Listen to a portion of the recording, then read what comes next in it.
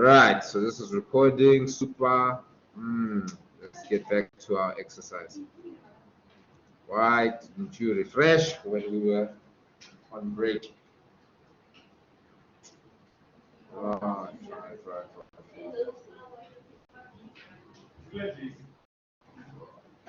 Who put on the heater?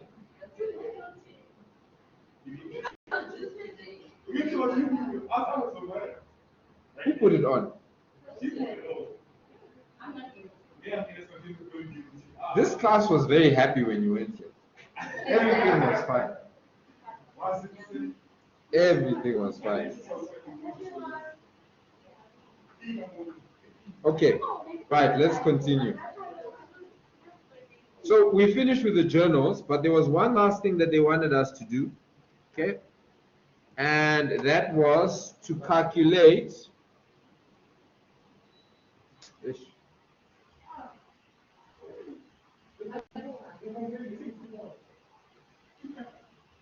So,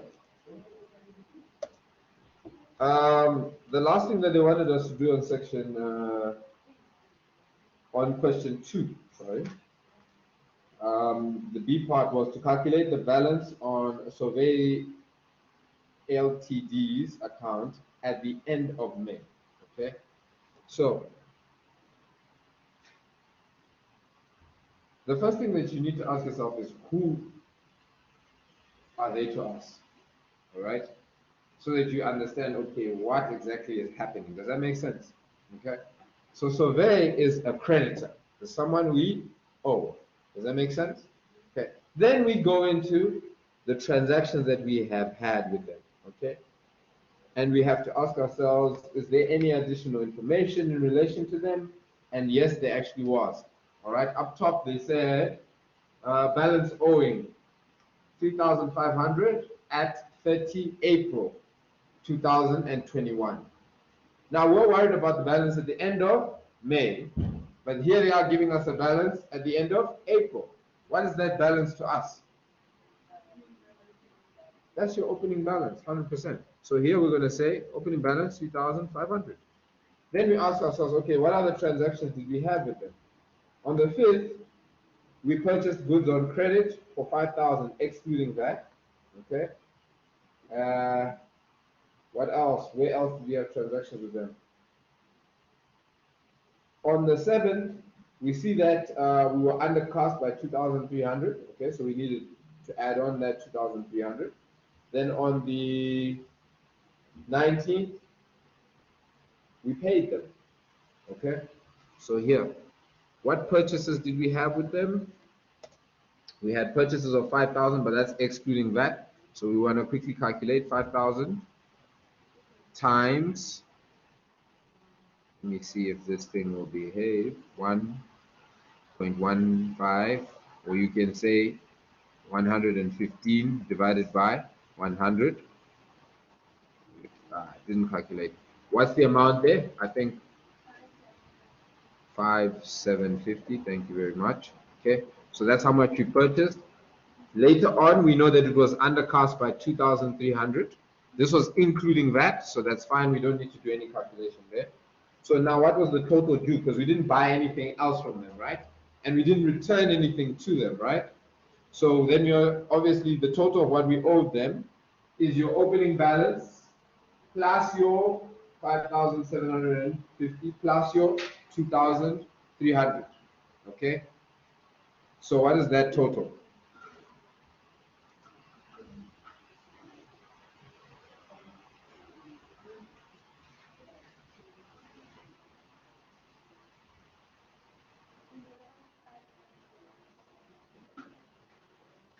$550. Okay. Then they told us we paid 50% on the 19th. Okay. So you would have probably gotten your answer wrong here if you obviously failed to calculate this correctly. Okay. Times 0.50. Okay. So how much did we owe? Actually, let's do this. Let's do this. Let's do this here.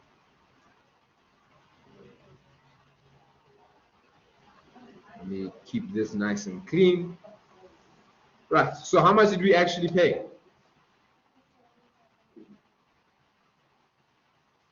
Okay, so that's how much we paid. So now we know the total of how much we owed. We know how much we paid. So how much is remaining? What's the balance? Because that was our job, right? To calculate the balance. So since we paid half, you could have actually just said, obviously that means we owe this half as well. Does that make sense?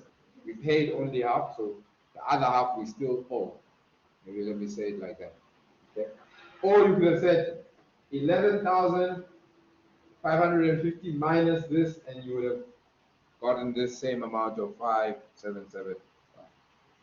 Make sense? Right, so that was question 2. Done and dusted. Okay, so I think that was the hardest part. I think. Yep. Here they were testing your cost of sales. You guys know cost of sales. That's what they were testing in question. Uh-huh.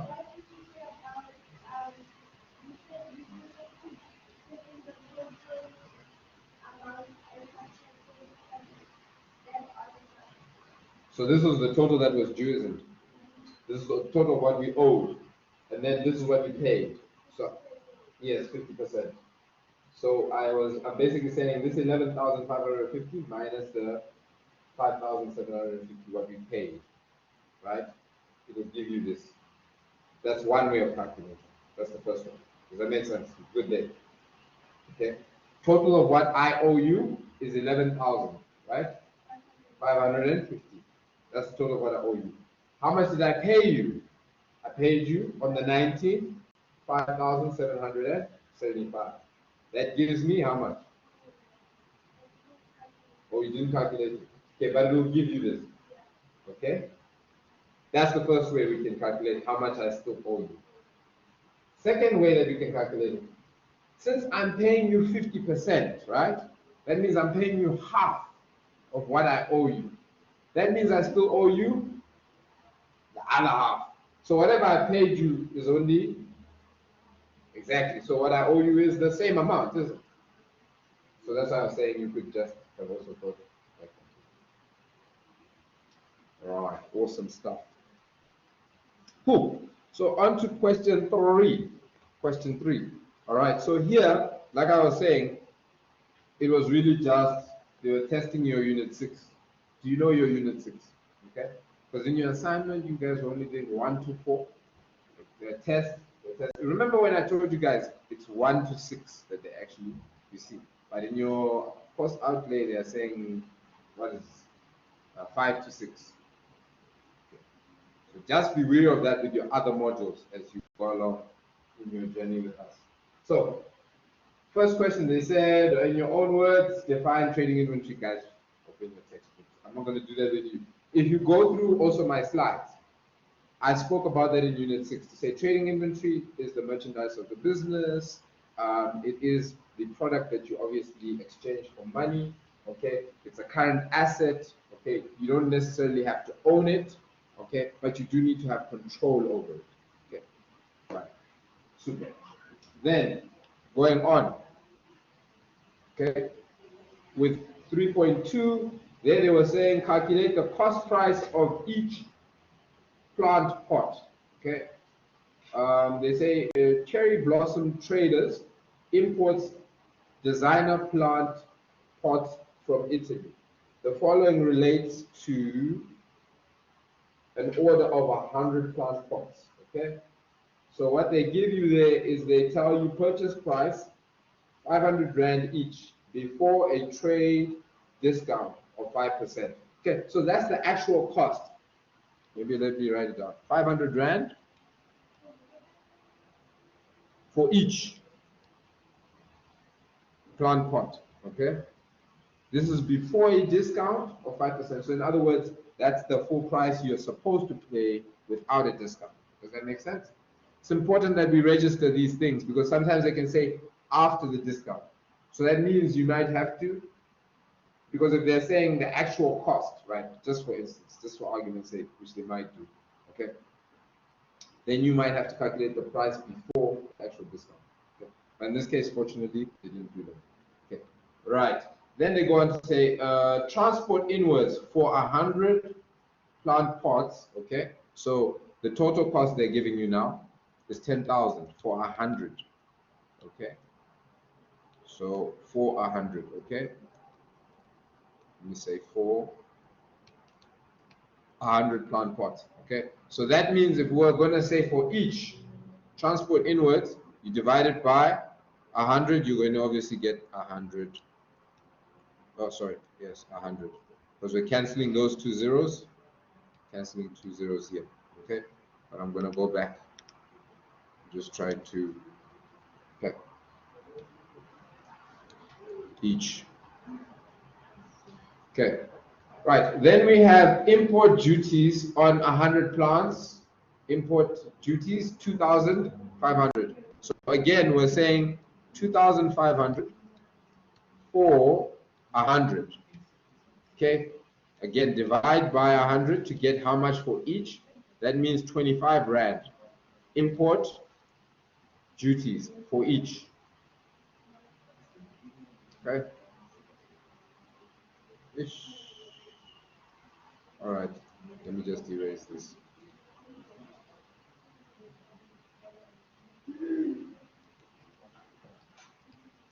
Right. So that's all the information they gave us. And again, the question was, calculate the cost of each pot plant. Okay, so there's two ways you could have done this. You could have immediately said, okay, let me calculate the cost for each pot plant in relation to each of these cost items, and then add it up, and then I'll know how much one pot plant actually cost me. Or you could have just said, look, I've been given this information for 100. Let me just calculate the total cost for 100 pot plants and then divide by 100 at the end. Okay? Either way, you would have gotten your marks. So there you can see, I did it obviously with 100. You can see purchase price 500 Rand per pot plant. There you go, total cost 50,000, less than 5% discount. Okay, there you go, 2,500. Then transport inwards, 10,000. Okay, import duties, 2,500. Total cost, boom, 60,000. What is our cost per plant? Per plant pot, 600 Rand. You are home and dry. You have gotten how many marks? 6. Okay, 6 marks over there. Then it got interesting. Okay, this is where things got interesting. Did you manage to write down everything? You're good. Okay. All right. Next one. They told us markup 25% on selling price. Then they asked us to calculate what? The selling price, exclusive of that. Okay, which is fine because in the part 2 they also said ignore that. So that's one less thing that we need to worry about. So again, whenever you see markup, what do we need to do? Cost plus profit is equals to selling price. We need to do that. And so here, selling price is 100. Why are you saying selling price is 100? Because it's on selling price. Because it's on selling price, yes. And here 75%. Am I right or am I wrong? Okay. All right. Okay, super. Let me just check if we're still recording. Cool. So we have our model. Now we can deal with our question. We have our cost, but what we want is selling price, right? So then we use our formula. What we want divided by what we have, times what we have random on.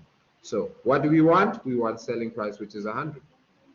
What do we have? I'm sure you guys are so happy. This is the last time you ever hear me say that. Yeah. What we want divided by what we have. 600, yes. Thank you very much. I was about to scroll up. Okay, and what do we get? 750. I hear 750. I hear 800. Which one is it, guys? Are you using your calculator? I thought you said you're bad with numbers. So 800 with,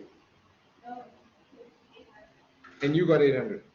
Okay, so we're happy now. 800, ne? All right, super. Done. There, and how many marks there? 3 marks for an exercise that we have seen so many times. Okay. Anybody have any issues there? Okay. So the only thing that you must remember here is if they don't tell us whether it's on selling price or on cost, we have to go and look at the formula. Remember that. Okay.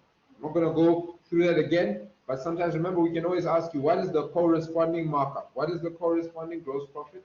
Sorry, the corresponding gross margin.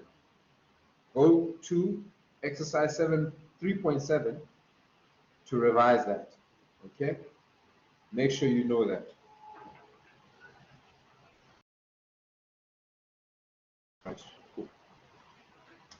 Then finally, they wanted us to do what? To calculate the cost of sales. Okay? This is why I gave you these ice tasks, so that you can do these things.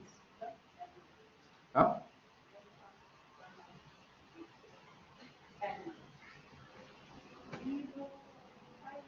It's about the practice. It's always about practice. Okay, so here all we needed to do was remember what is our formula for cost of sales.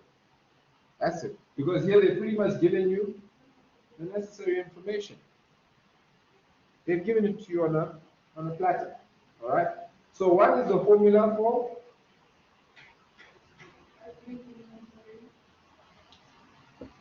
Yes, opening inventory plus your net purchases or purchases. So you see, if you say plus net purchases, you're basically saying already purchases minus the purchase returns. Okay, so yes, minus your purchases returns. Okay, so here is what I'm going to do. Here you should just say plus any costs relating to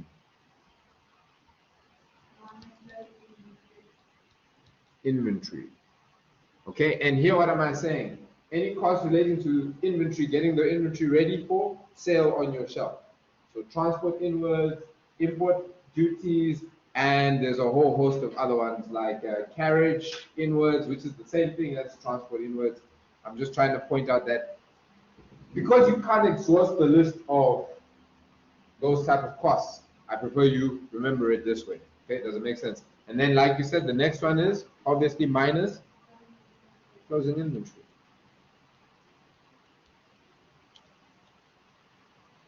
Okay. Anything else? Which one? This closing inventory. This one. This is any cost relating to inventory, getting the inventory ready for sale. So in this case, it's going to be your and your import duties, both of them. Okay. If it's easier for you to remember these, just the only thing that I want you to be mindful of is remember that it's not only these. Okay, so they could throw in something maybe that you haven't seen before. Okay. Try to think of something that I haven't seen before. But anyway, so here basically 1 January is obviously your opening. No, actually I lied. 31 December, no. I'm actually correct, sorry. 1 January is actually your opening. I thought this was 2020 December. Okay. So yes, 1 January is your opening inventory. 31 December is your closing inventory. Purchases for the year, 75,000. That's going to be your purchases. But we also have purchases returns. So we have to deduct the purchases returns from your purchases to show your net purchases, as was highlighted earlier. In other words, the total of how much we actually did buy of inventory. And then we say, okay, cool. But we know that when we are calculating the cost of our inventory, it's not just the actual product. It's also the transport inwards and the things we had to incur in order to get that product ready for sale on the shelf. So we including your transport inwards, we're including your import duties, okay? Plug those in there, and then finally we deduct the closing. Because remember, what are we calculating here? We're calculating how much we've spent on inventory. Okay, the cost of sale, the amount of inventory that's left us. So if we still have some inventory, in other words, closing inventory, that's the inventory we currently have. That means we haven't sold it. Is it clicking? We haven't sold it. So that's why we're saying we cannot include we cannot include closing inventory in the cost of sales. Does that make sense? Okay. Remember, I want you to understand this, because if you understand it, you don't need to cram it. You can save your cramming space for something else. Okay. So there, plus minus job, you should have been able to do this as long as you have the formula. Okay. Right. And then the last one here, they asked us what was the inventory system that we were on. And you guys said periodic inventory system. Okay. And that was your test. That was the test. See, guys.